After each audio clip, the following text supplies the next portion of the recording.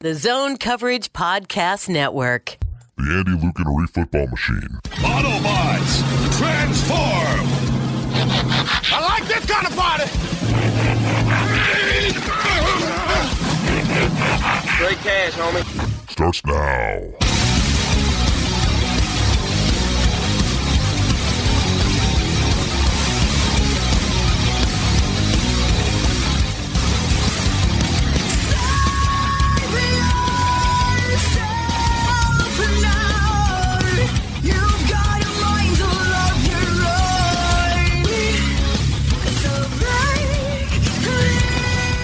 Welcome back to Thunderdome for another Zone Coverage Football Machine and the Zone yeah, that too. Tom, how come you never moved to Mexico? I don't know. Oh yeah, you don't have a mic. I don't have a mic, but Yeah. my residence is here in Minneapolis. Allegedly. I'm not so humble as Andy Carlson at Andy Carlson Show on the Tour Machine, and I have actually more equity than me watching on loop the film of the last time the Vikings played the Jets. Certain game. It's possible. It feels. I mean, that first Teddy touchdown to Charles Johnson. Ooh, no big deal. Well, that last Wide open. Audible. That last audible. That was a beautiful check. I mean, Yeah. you saw. Yep. Great. Oh no, it's built into the play, Andy. So, duh. No, it was a fake audible just to try and throw them off. Although the only guy in the vicinity of catching Jairus, Sheldon Richardson, come on down. Yeah. That's why we got him. I mean, there was... He was dying. It was a point during that play where it's like, that number 91 guy might catch him. Yeah. Yeah. Yep. Yeah. Yeah. No, it's advanced pro personnel scouting. See, after that game, Steven was like, got to get that guy eventually. It's just like in like the Week 16 game where Mike Wallace scored 2 touchdowns, then in offseason, straight a 5th for him. Let's do it. Well, Rick really wanted Sheldon Richardson in that draft, but then he went several picks before, and then we ended up getting Sharif Floyd in that same draft. Which would have worked. You got Rhodes first, I think, right? Rhodes first and then Floyd?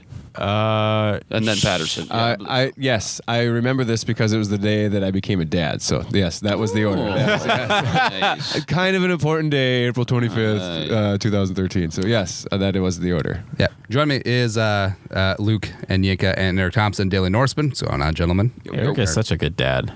Yeah. It's frustrating. I am on Twitter. That's He's such a good dad. I hate it. Actually, I don't. I love it. It's amazing. Would you trade your dad for Eric? Whoa, what? Why not? I am a younger model. You are. No, I wouldn't, unfortunately. I like having my black father. Oh, I forgot about this. So Chandler Jones, Arthur Jones, John Bones Jones. And I think we have actually talked about this with the Allende brothers. Who is who in that triad?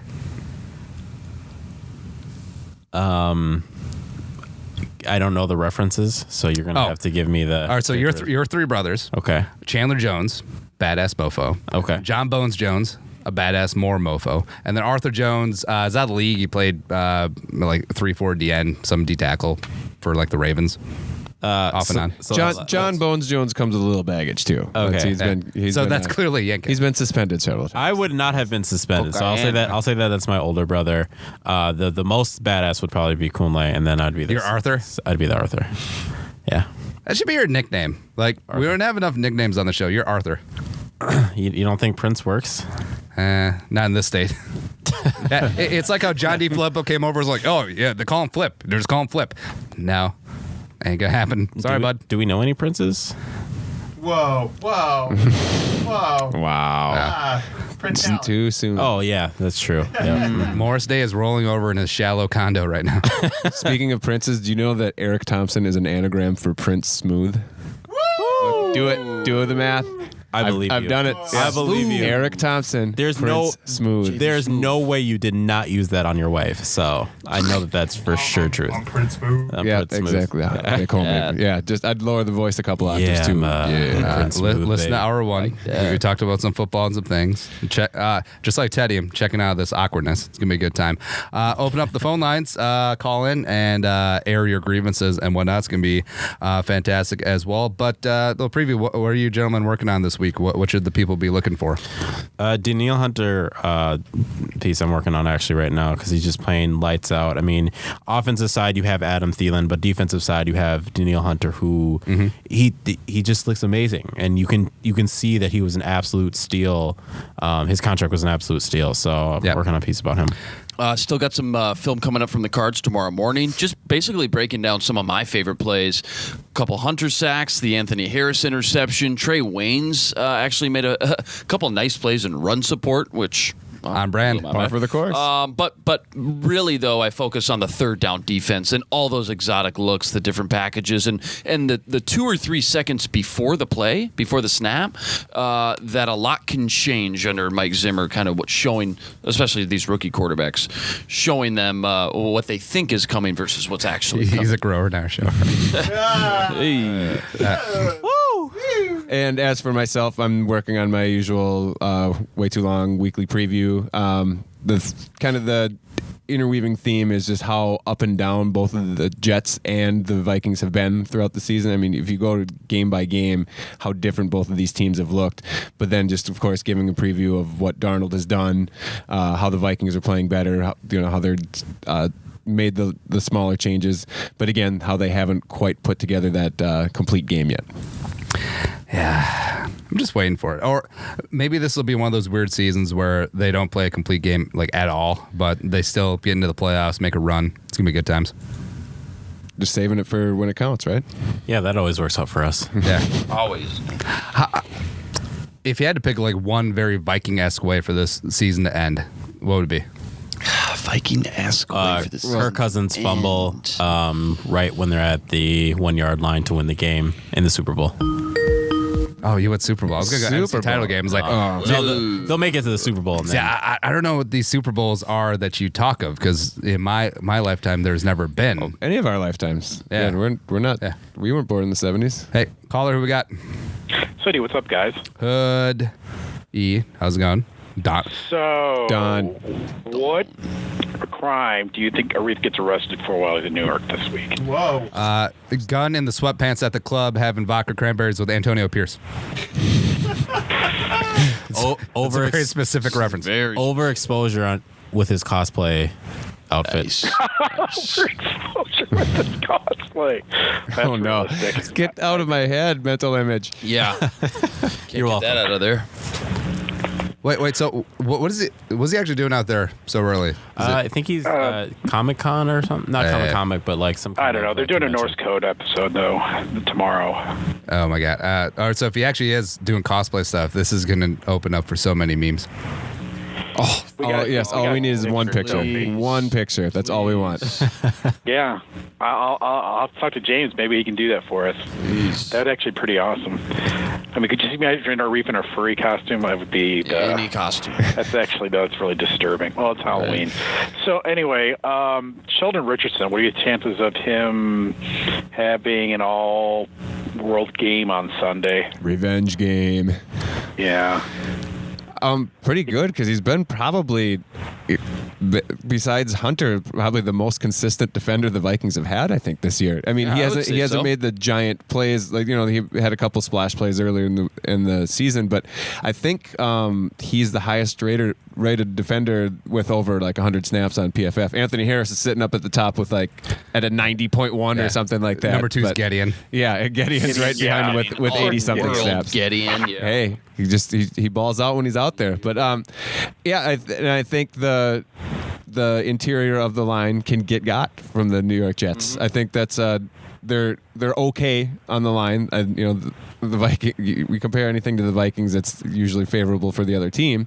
But there definitely should be some opportunities to get that A-gap stuff going and make Darnold's day very miserable. Yeah, it's just tough with the stats in this defense, specifically the front seven, because the way it's set up and schemed, you kind of have to be at the right place at the right time. Like, everybody's working together. Who ends up cleaning up the sack at the end? Not sure. never know. But I will say that Sheldon Richardson, just to go off Eric's point, has been playing outstanding, very consistent, a lot of pressure internally, which again, on a rookie quarterback, nothing more that they're going to hate or make their life miserable for 4 quarters. So I think he's going to have a really impactful game. Is he going to show up on the stat sheet? No idea. Is it more realistic for Richardson to be re-signed by the Vikings or Barr at this point?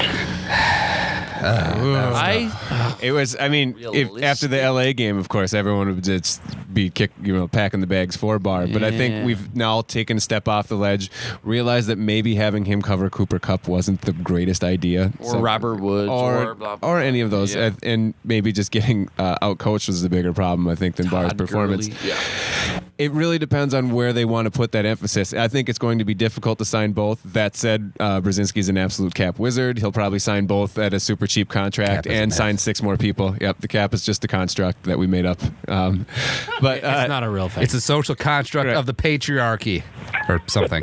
I would personally think just with the depth that the Vikings have at defensive line, they might lean towards Barr. Personally, I would like to see Richardson re-sign just because he seems like he's been such a great fit, but I don't think either of them is going to come cheap.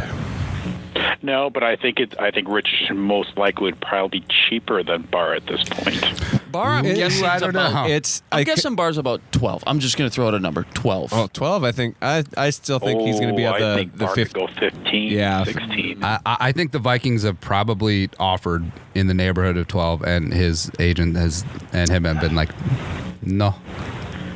I think we can get Richardson for 12 or 11 or 12. I don't know, man. Some of these 3-tech contract numbers are like blasphemous. And I think Richardson took the deal that he did. What's it, 8? I think this year 1 for 8. This was his prove it year, and so far he's proving it. And I don't think the next contract is going to be nearly so cheap because I think this is kind of his.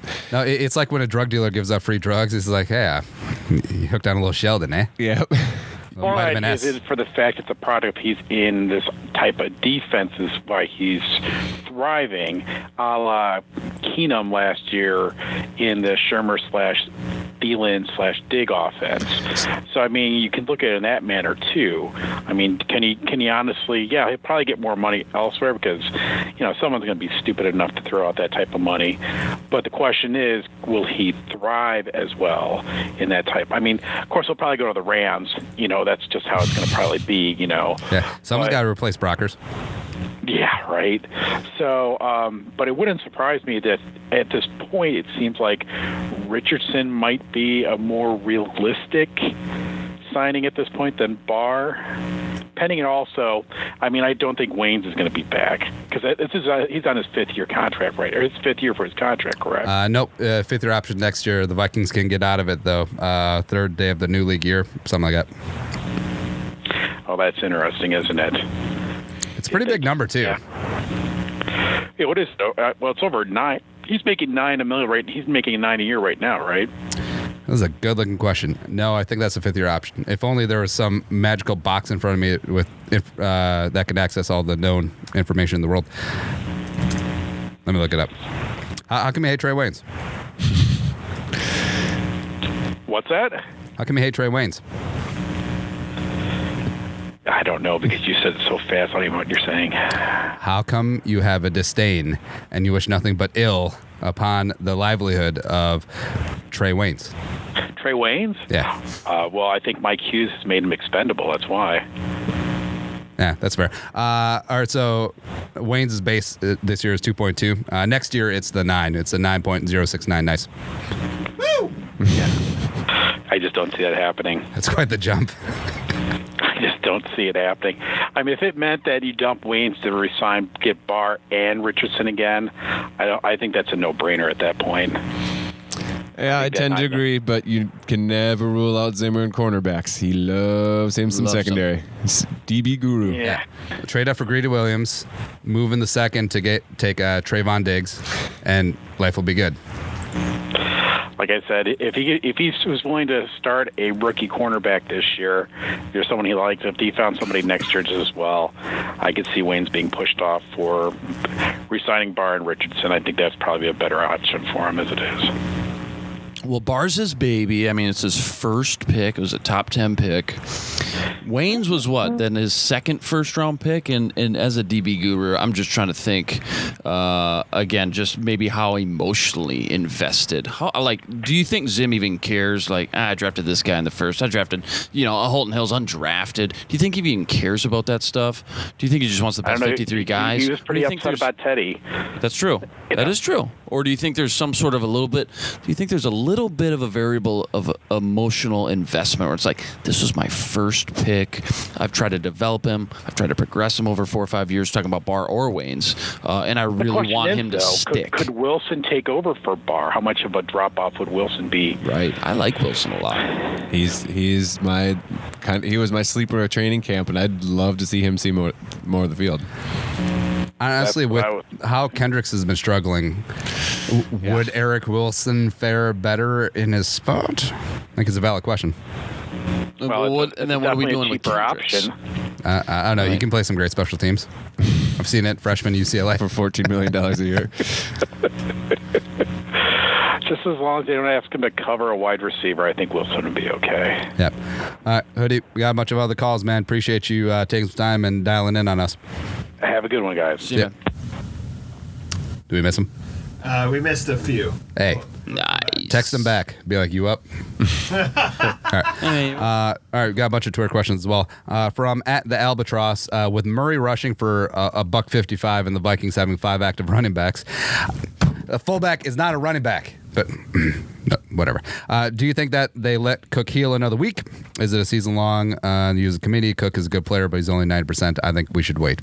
Thoughts? Hammies linger.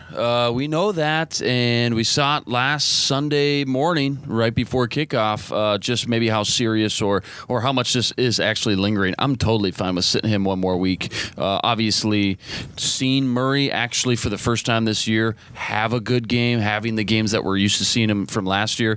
Big Mike Boone guy. I know Coach Flip is as well. I'm more than happy to let Cook get fully healthy, however long that takes. Could be another week after that. Just want him healthy for the last stretch, that last run, hopefully those last 8-9 games. I want 100% Dalvin Cook for the rest of the year. I don't want to flip-flop every 2-3 weeks if that was going to be the case. Yeah, you want him at 100%. My favorite thing, we got a Facebook question into the Daily Norseman Facebook page. Well, what's going on with Cook? Because hamstring injuries, it's been too long for that. Something else has to be up. That's not how hamstring injuries work, especially when comes to Cook, who had hamstring issues in college at Florida State. Right. Yeah, make sure there's enough horses in the stable where you want Cook to come back. And when he comes back, you want him to come back for good. You don't want this on again, off again stuff where it's still lingering and he's not at 100%. But when he is back at 100%, you give him the ball a lot, especially if the run blocking is improved. And I think as good as Murray has been running the ball, Cook adds that extra dimension in the passing game as well. I think that's been an underrated part of his game throughout the first, what we have, 7-8 games of his in NFL career. He's really good at catching passes out of the backfield, and that could add another dynamic. Yeah. Caller, who we got? Who do you think this is, dude?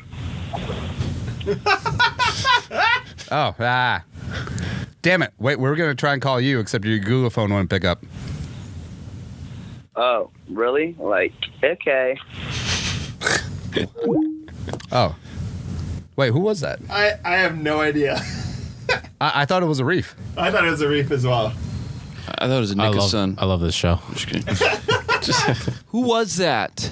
I don't know. At least call in for like the Justin Bieber tickets or something, man. 105. All I heard is, yeah. I think when you were wrapping up, yeah. Fred. Will you screen No, this that call? wasn't Fred. We know Fred. Yeah, Fred would be chill about it. No, Fred's got the bat line. Yeah, that's true. Yeah. Starkwolf82, love the show and each and every guys every week. I've been excited about O'Neal since draft day. How close are we all being on the same boat, starting O'Neal at right tackle here on out? We're getting close. I said whatever. I mean, yeah, although it does seem close. like you guys remember Saw, the movie Saw? I do. So Rashad Hill could go full Carrie Elways at the end of it, just like saw off his foot, and Barone would be like, All right, right tackle. Yeah. That's what it seems like. I mean, what does O'Neal have to do / what does Rashad Hill have to not do, which is everything, to make the switch? I don't get it. Football coaches are a stubborn bunch. That's really all I can come up with. I think I don't know if it's just showing out in practice that they want to protect. Maybe they're taking the Khalil route. They saw how much his psyche got hurt after his amazing rookie year, and they want to bring O'Neal along a little more slowly. Again, O'Neal has been far from perfect, but he has been one of the better pieces of the offensive line when he's been out there. So, I mean, if O'Neal thinks he's ready, go ahead and put him out there at right tackle. Have Rashad Hill as that emergency swing tackle. Or if this was the Twins, of course, we'd have to go to, well, they just don't want to pay O'Neal performance-based pay. Oh, yes. True, actually.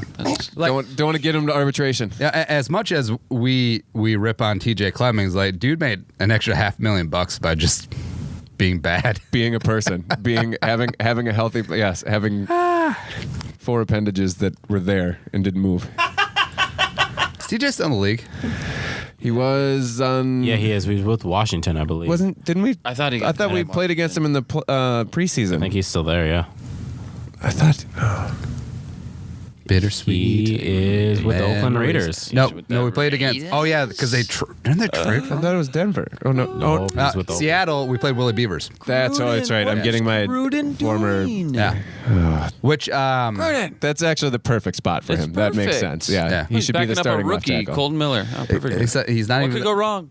Man, Colton Miller got worked by Frank Clark. Frank Clark is a beast. He's really good. Frank Clark out of He's Michigan another is one. outstanding. He's in the same the Tom Johnson name thing. He needs a better, more exciting name. Frank Clark. Yeah. We kind of go back to this. What's the best name that you've ever heard of in football? Besides Busta Rhymes. Steelhammer's pretty good. My favorite name of all time, I don't know why it always pops in my head when this conversation comes up, is Donald Igwebuike. That's my favorite last name of all time. He kicked for the Vikings and then got in trouble for drug trafficking after he was done with his He NFL went all job. Sam Hurd on the bet. Yeah, what is it? Babatunde Ayagbusi. That is true. I still remember how to spell it. Nice. Because you kept messing it up in the beginning.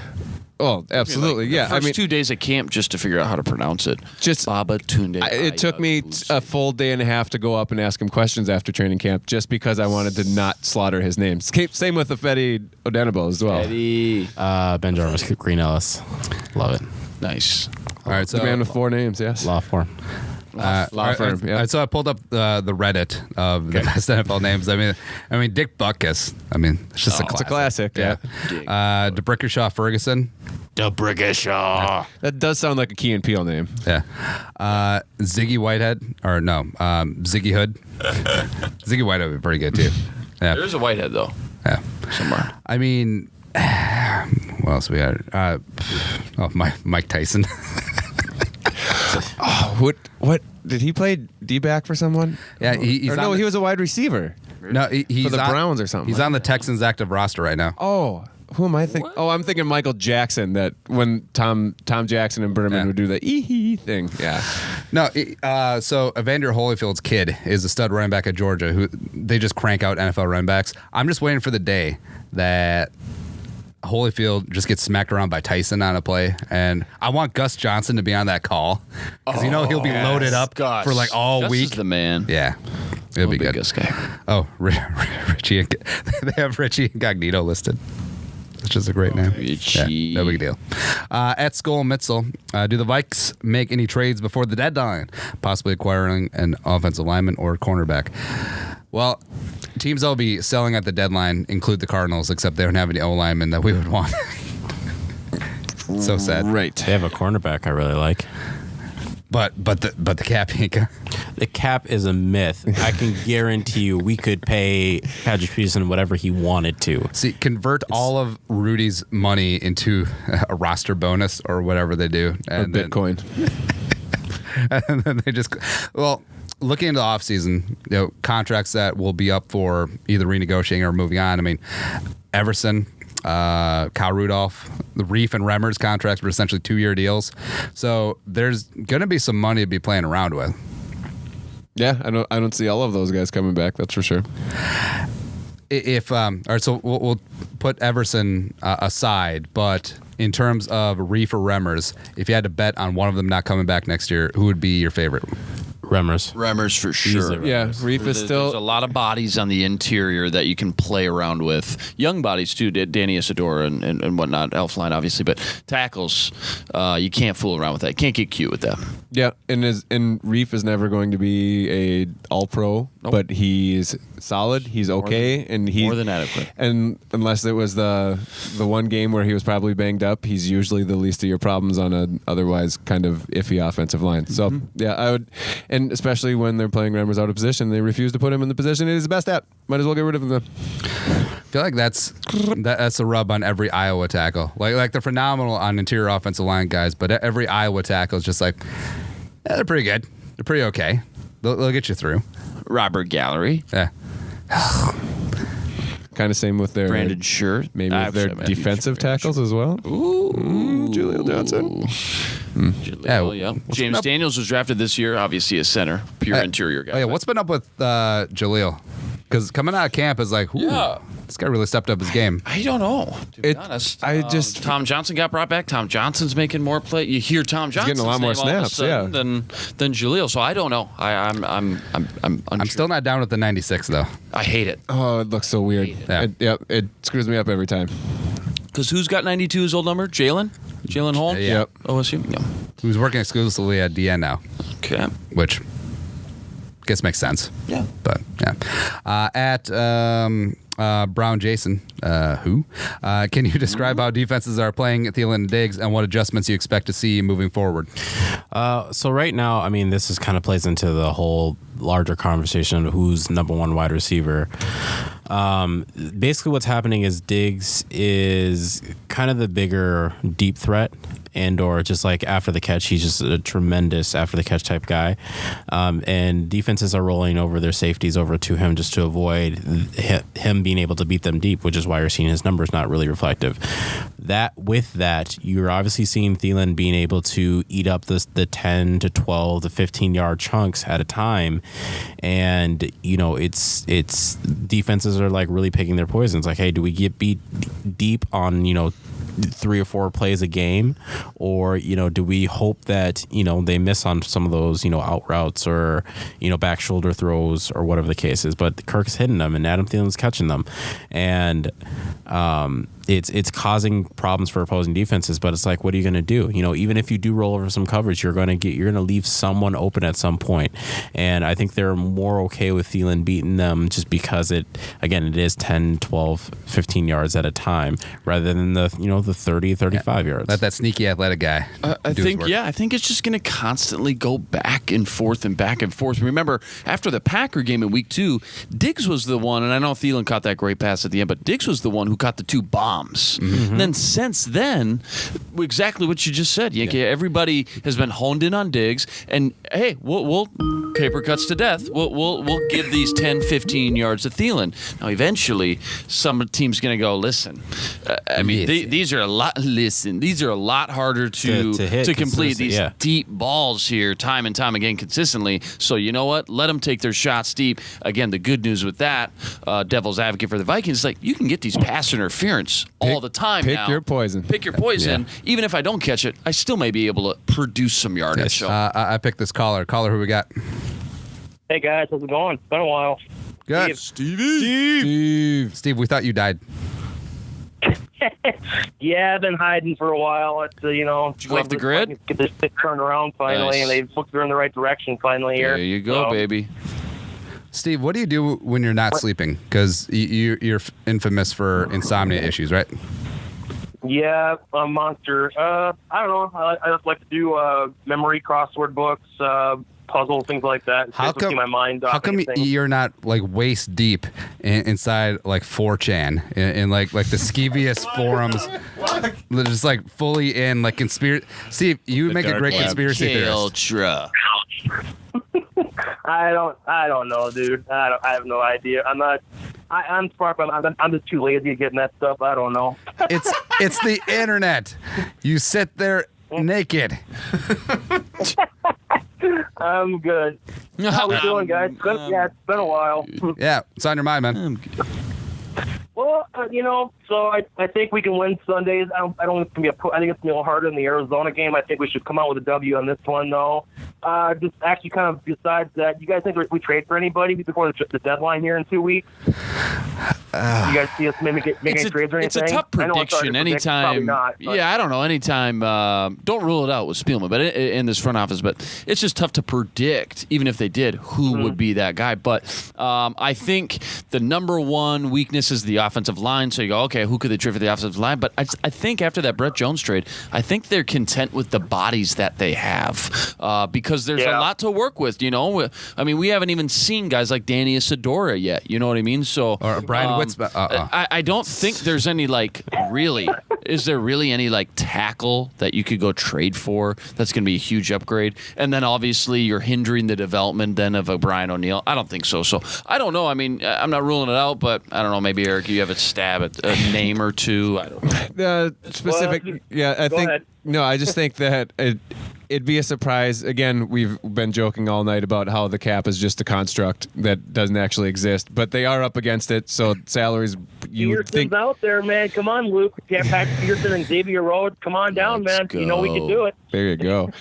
Yeah, I guess I'd be slightly surprised, but I wouldn't be shocked either because the Vikings seem to be putting all their eggs in the basket this season.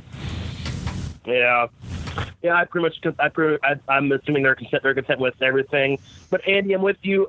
What does O'Neill have to do to start the right tackle over Hill? I don't get it. He's shown he can do it. I know he's got a little more development in him, but start him. Here's what has to happen. So Rashad Hill has to be abducted by aliens, and they need to transform him into a loaf of bread, and then that loaf of bread will start, and that loaf of bread has to give up 5 pressures, including a sack, and then. If the loaf of bread plays bad after halftime, then maybe O'Neill will get in.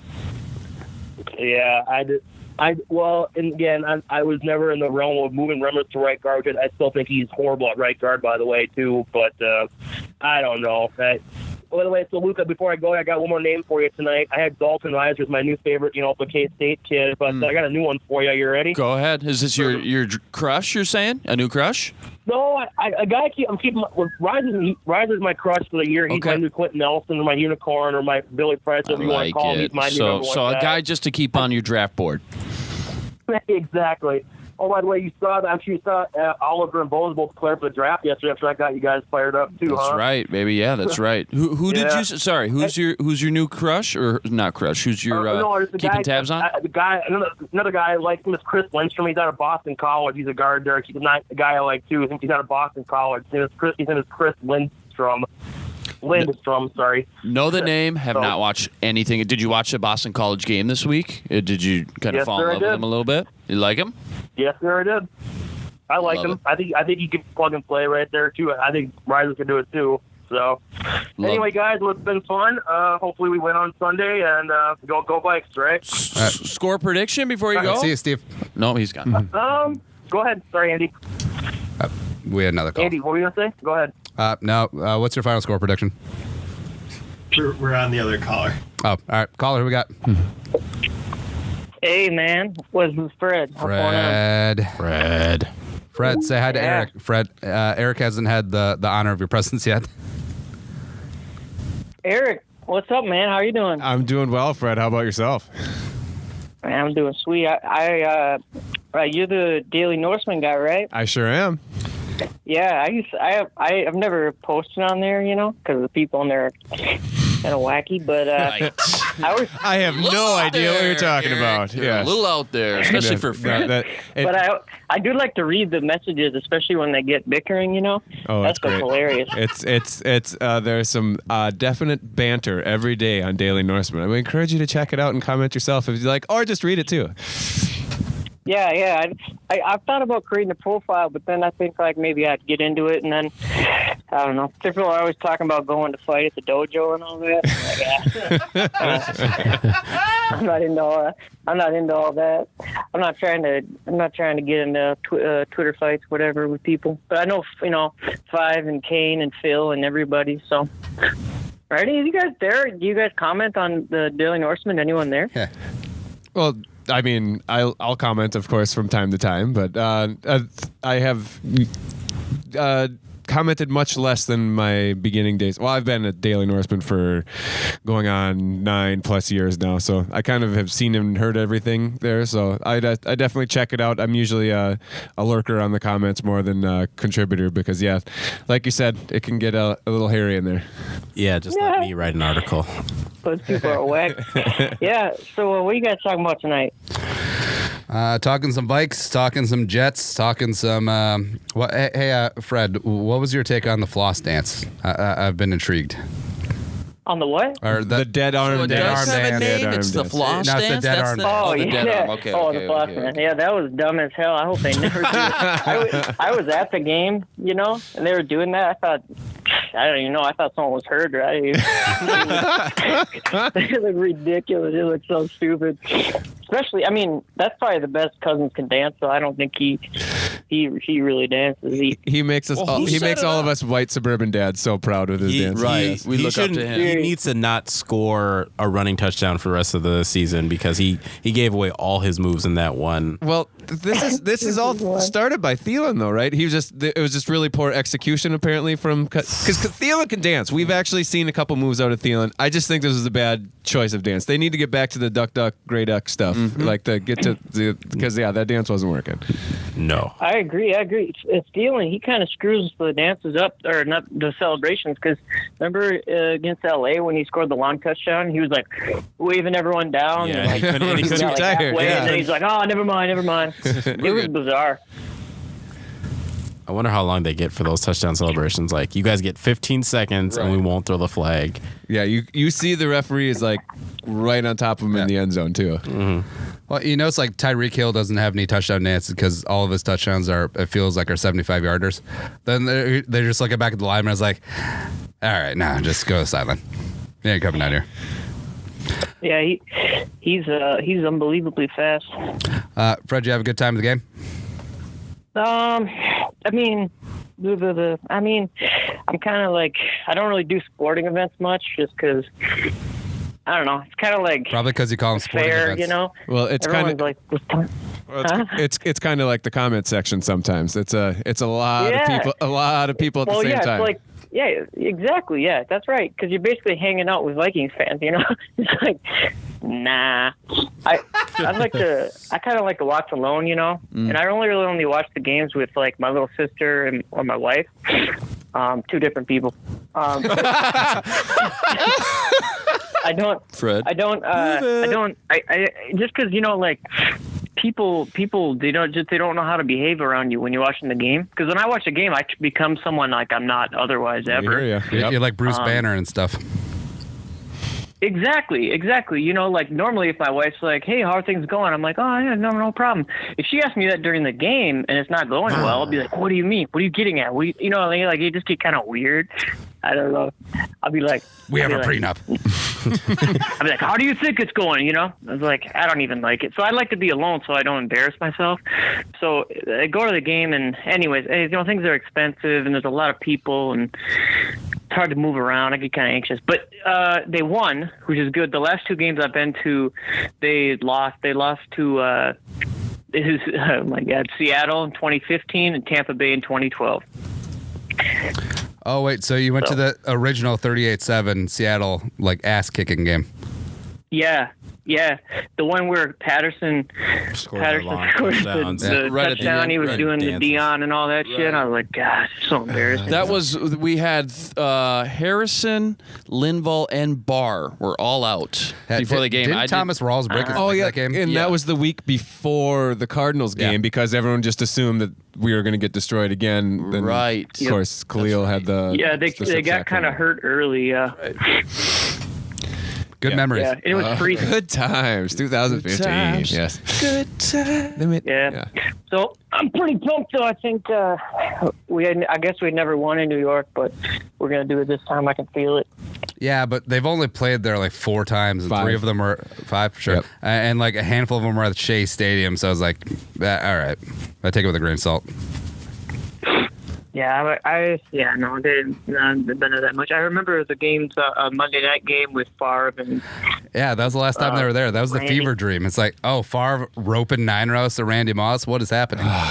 What could have been? He threw the touchdown pass he threw to Percy Harvin. I don't know if you remember it. He was kind of crossing, and I don't even know how far threw him open, but it was one of the most bizarre and beautiful touchdown passes I've ever seen. That was the one ridiculous. That was the one that got him back into the game. I know it ended pretty much on a pick six. That was because they ended up losing that game. But yeah, I do remember that throw. That was pretty amazing.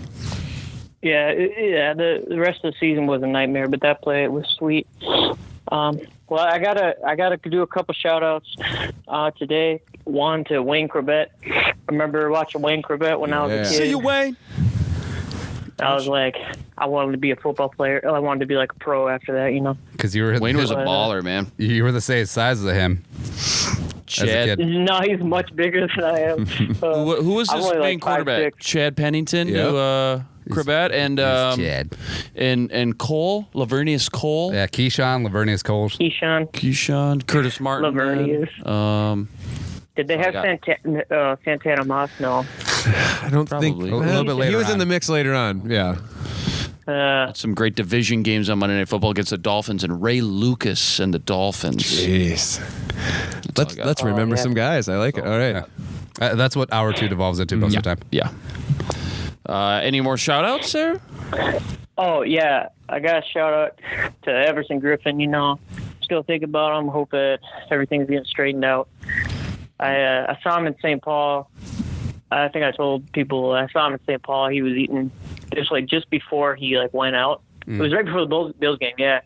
And butterfly effect, I don't know. dude. I wanted to say what's up to him, because I'm from northern Minnesota and I never really see anybody growing up. So I thought, well, I got to finally see a player. I should say something. But I wanted to tell him, hey, man, we have the same nickname. But he was there with his family and all that. So I don't know. I didn't really talk to him. I just kind of. Who calls you Sack Daddy?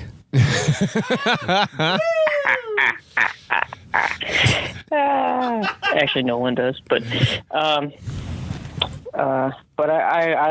feel for him. I hope he. I don't know, man. I hope all this stuff gets straightened out. So. Yeah. Well anyway, said, Fred. Yep. I know he's listening. To Everson. I know you're out there listening. Yeah, we'll make sure he hears that one. Yep. You're the man, Fred. All right, homies. Godspeed. Nice to meet you, Eric. You guys have a good night. See you, Fred. Peace. What I highly recommend is Fred gets on mybookie.ag because we know Fred likes to have a good time. Probably those emotional swings probably come with the Vikings not covering. Maybe it's possible, but MyBookie, one of the best sports books out there, and also I'm urging you to make your way to MyBookie because when you win, they pay. I know it's sort of weird when you have to beat the sports book, and then you have to try and get them to pay you, but not with mybookie.ag. Rock solid reputation, and if you go to mybookie.ag now and use promo code ZONE100, ZONE, ZONE 100, you get 100% deposit bonus up to $1,000. Match you. Visit mybookie.ag today. Promo code ZONE100. You play, you win, you get paid. So I pulled up the box score for that 2010 game. Just some names of the dudes. So Jets starting quarterback Mark Sanchez. What's up? Hey, yeah, 21 to 44, 191. How do you throw for less than 200 yards throwing it 40 times? That's what I want to know. Stuff. Ask Derek Carr. Leading rusher for the Jets, LaDainian Tomlinson. Gosh, he was still around back. Just a legend. He was. Yeah, Sean Green doing things. Wide receivers: Brad Smith, Braylon Edwards, Jericho Cotchery, Santonio Holmes. Santonio. Yeah. For the Vikes, good old number 4 under center, 14 to 34. What happened, Brett? 264, 3-1. Adrian. Do you think Adrian and Cromartie met midfields like, how's your wife and my kids? Woo! How many kids do you think they have combined? Over under 15 and a half. Over. Well, yeah, isn't Cromartie almost there by himself? Probably. Yeah. Whole team, 22. they call if they have a family reunion just between those two, they call it the All 22. Also toting the rock for a solid 2 carries, 7 yards. Toby Gerhart. No big deal. One of my first interviews for Daily Norseman. Such a nice guy. I was rooting for him so hard, and he just no. Yeah. Percy, Randy Moss, Greg Lewis. That's that's 3 deep right there. Also, Vasanth Shanko, doing things at the tight end position. Also, Jimmy Kleinsasser. No big deal. This is a good team. It was way more talented than they ended up. They should have made another run at it.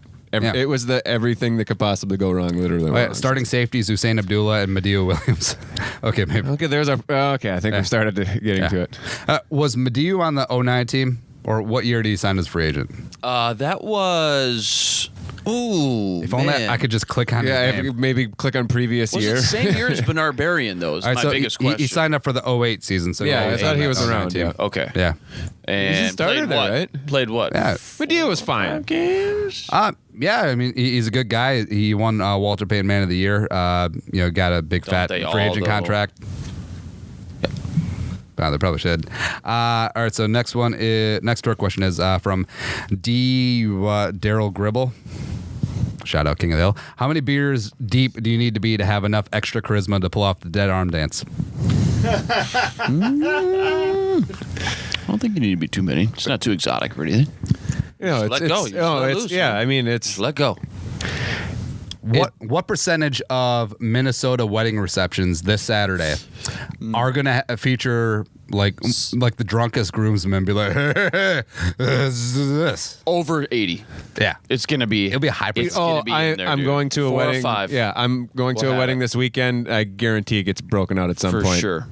By you. Well, now it has to. Yeah, and I probably will. Yeah. Have you guys? Let's face it, it'll be me, but other people will know what I'm doing and join in. Oh, God, yeah. Yeah. Oh, God, yeah. Have you guys gone to a wedding where the skull chant broke up? Not yet. No, I don't know. Again, I will bust that out at ours. I thought it did. Skull chant? Yeah. I don't think so. Oh, there's a lot of boo, a lot of horns going off that night. No, that's just Jerry. But that was Jerry. Yeah, that was just Jerry. Pipe down. Jerry, wedding's over, dude. What even the bar? It's over, dude. We had a friend named Cheeks Why would you because do he that? smelled like butt cheeks. Reading my yearbook. Oh, legendary. I miss Jerry. Why doesn't he call in? Jerry. From Armando Cuesta, what's up? Any chance the Vikings are involved in when is the trade deadline? I'm sorry. It's week 8. Do you think there will be extending a trade? Like, do you think Le'Veon Bell will be moved? Oh, or any of the Arizona players get punted? I hear that Le'Veon is going to be back with them. Right? I'm sorry. I do think there'll be a big move, a big name. Bell. Actually, maybe did they not, move it but- back to week 10? Hold on, we'll get my pen. Yeah, They might have. because it was, I think, after week 6 or something like that. And It's later in the, anything. no one did It's too anything. early. It's been more. There have been more quote unquote blockbuster deals. It's definitely not the trade deadline of other major leagues yet, but No, it's closer to like the baseball where it's like, okay, I know if I'm going to be a contender, or, now Yeah, it's the week 8, buyers and week 10, sellers. and I know if I'm a pretender and I can get rid of some of these guys and try to get something. It's Tuesday following week 8. Okay, so it is kind of week 8. kind of the halfway point of the season at least. And I mean, It was week 6. but even then, unless you're a team like the Raiders or the Browns of the last 5 years, it's hard to know that you're a complete seller by then. right. Caller, who we got? Gola. Hey. Gola. Hey, how you guys doing? Hey, how you doing, man? Good, who we got? Hey, this is Tosin from Chicago. Tosin. For the most. What's going on, man? What's on your mind? What's going on with you guys? Hey, so quick question. Hindsight, of course, brings to 2020, right? Would you consider the Hughes pick a bust now that's gotten hurt, or? Nah, I don't think you can consider a guy bust just because he had a freak injury like an ACL. Plus Hughes, even though he had his peak in the Niners game, starting to come along, and I still think he'll be a great player that'll pan out. But you can't call him a bust after an injury like that. We talking Hughes? Yeah. If he's a bust or not? Yeah. No way. No. And in fact, anything but, in my opinion, because now I know what I got. I know how good he is right now, and I know how good he could be under a few more years of tutelage under Mike Zimmer in this defense. So I'm not too. I mean, yeah, I'm bummed, but at least we know what we got. It's not a question mark anymore. And now you can see what you get out of Mack. Now you can see what you get out of Kurse continuing to be in that nickel spot in that role. Obviously bummed, but I'm glad we got to see what we did out of Mike Hughes this early in the season, because a lot of times, especially with the depth that they had, a lot of times they don't force these rookies in right away. So I'm glad we got to see what we got to see out of Hughes. But here's a question now. Mike Hughes had a lot of potential, and I still think he does have right now. Does this potentially force your hand as far as what you want to do with Trey Waynes? Because if Hughes is in, if he's really showing, or even, I mean, I guess even Mac Alexander as well too, if he's really showing the ability to play both outside and inside, you're not really going to have to be able to rely on this guy as, coming back, maybe being your starting outside guy or your starting nickel.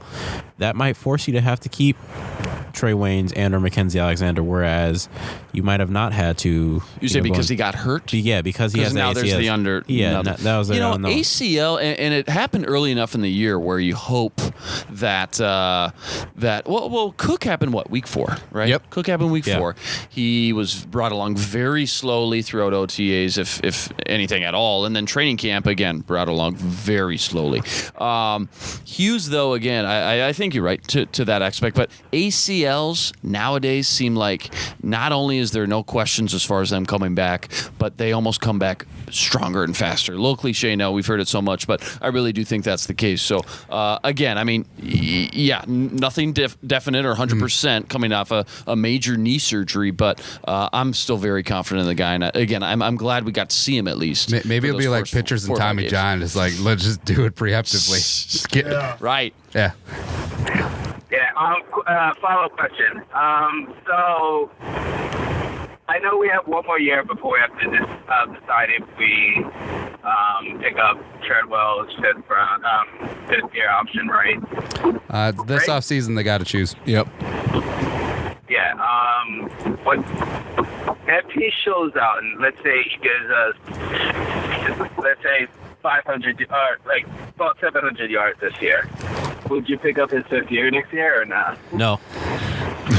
No, there's honestly, there's at this point there's no reason to, because you're going to be paying him kind of a premium at that position, and even if he plays at a high level, at most he's ever going to be is a number 3 behind Thielen and Diggs. So, and I think they're going to be penny pinching too. Yeah, exactly. I mean, every penny, I hate to say, but every penny is going to count. Yeah, just for reference, the 2019 upcoming 5th-year options for wide receiver outside of the top 10. So Aguilar's was picked up at 9.387. Wow. So add a little juice onto that, and that'll be what Treadwell's will be. No, there are lots of Eldrick. For 1 year? Sorry. Yeah. There are lots of Eldrick Robinsons in the world where you can go out and get to be a serviceable wide receiver 3. And the only situation I could maybe see is if Diggs or Thielen went down long term this season and Treadwell just absolutely blew up. Sure. Which is far-fetched, and hopefully we'll never have to find that out. Don't you think it's kind of messed up to invest that much draft capital on a receiver and just give up on them after? Well, it makes you think how great, how clutch, both on the field and from a cap standpoint, was Jarius Wright for all those years. I mean, that's the ideal number 3 or 4 kind of guy that you want to have. Well, and I get what you're getting at is, basically admitting that you whiffed on a first-round pick is always hard for any GM or team to do. I mean, just look at Eric Flowers. It still somehow got another job this week. Right. But it's one of those things where you're going to have to – it's not where it's a position where the Vikings definitely aren't starved for talent, at least with the first 2, and again, like Yinka said, it's going to be hard for Treadwell to break through and earn that $9 million when he's going to be no more than a 3rd wide receiver. Yeah, and just for reference, Tosin, so the 5th-year option class that got picked up for next year, there's 6 wide receivers taken the first round. 3 didn't get picked up. So, and also 2 in the top Coleman? 10. So Cooper got picked up. Oh, sorry, you wanted Cooper, Devontae Parker, and Aguilar all got picked up, but Brashad Perriman, Philip Dorsett, and also number 7 overall pick Kevin White did not. I'll say 2 of those 3 probably shouldn't have been drafted in the first round. Kevin White, I don't know. I mean, that's just the draft. Apart. Yeah, it's a crapshoot. You want to just try to get as many swings at the plate as you can. Yep. Hey, Tosin, appreciate calling in, man. Hey, question, was that Yeager's voice, or I can't remember whose voice that was? Yeah, man. Yeah, buddy. Was that Yankees voice? Yeah, it's the sexy prince. Yeah. Tom's is in the background too, screaming. Hi. Okay. All right, guys, have a good one. See you, man. Tosin. Thanks for calling. Yep. Hey. All right, last one. Then we're gonna get some chicken. We're gonna get some, all right. Buddy, after our 2-on-2 game. At Culpet B, Brett could Brett Jones a better guard than Remmers or Compton? Seems that center his pass blocking may be better than both, but run blocking may be similar or slightly worse. Could he be better than Compton? Absolutely, he could be. How do you find out? How do you pull Compton right now? That's weird. from Brett the Jones lineup? is the Can't. smallest 300-pound guy I've ever seen. Very small. Weird. Honestly, It reminded me of Austin Is Shepard. that one of those Remember? listed at 300 kind of things, though? Maybe. I mean, it could be because honestly, if I just saw a guy in the street like that, he's probably 280, maybe. One and center specifically Yeah. too. I mean, he's more of a center than a guard, or that's how he's trying to get his money's worth out of. But I think that it reminds me. Well, Pat Elflein's pretty big, but there's some center. I'm just thinking John Sullivan, our last center. He never looked like a monster of a man either. When you see him at training camp or OTAs or anything else, Austin Shepard reminded me of that too. Offensive tackle. Sure, they slid him around, but did not look that big when you're standing next to him. For being an offensive lineman in the NFL, yeah, I guess you get one of those once in a while. Have you guys They can't all be Babatunde Agbusis, I guess. Have you guys listened to Kirk Cousins' podcast? I have not yet. No, but I've heard it is not bad. The Twitter account for it, officialize, is the dead arm dance is sweeping the nation, and Adam Thielen has a story of how it all started. First off, it is not B. Meh. That's all. So sweeping the nation, my ass. Get out of here. Yeah. Get out of here. Podcast one. Gentlemen, promo time. We already talked about what you guys are working on, but anything to plug in the near future? Again, check out this video coming up tomorrow on Zone Coverage. Make sure you sign up for the premium membership. Well worth the price for admission. Plus, you get freebies anyways. I don't know why you wouldn't. Check out all my work at dailynorseman.com. Always with the weekly preview and NFL picks on Thursday morning or early afternoon. And the day after the games, I always do the 5 game-changing plays, the 5 plays that won or lost the game for the Vikings. And, of course, a couple handful of articles throughout the week as well. And you can follow along at Eric_J_Thompson and yell at me on Twitter for my bad jokes. How you doing with the NFL picks? It's been pretty wild. Yeah, these last few I went weeks. 11-4 last week, so that was a little better. I'm like, Is this against the spread? no, like Okay. 50, I'm a little over 500 against the spread. I think and then the straight Seahawks up will beat the Raiders. Yes. Now against the spread, I'm like 8 over 500 or something like that. So treading water, basically.